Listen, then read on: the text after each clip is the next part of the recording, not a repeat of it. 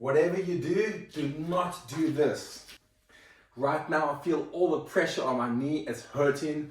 All the weights in my front leg. It's uncomfortable. A lot of surfers are taught by coaches to stand up and get straight into this position, dropping the knee like this. And I do agree with a part of it because we all want to surf like this and have this beautiful style that Ewing has. But it needs to be natural.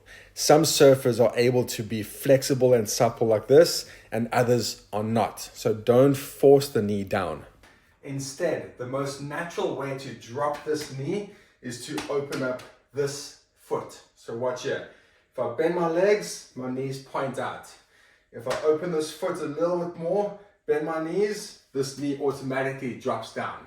Here you can see Ethan's beautiful style with his knee quite low down, close to the board. And this is primarily because his front leg and front foot is opening up his hips and aiming at a 45-degree angle. This is the most natural way to get into that style by dropping that knee without forcing it down and therefore causing pain and injury.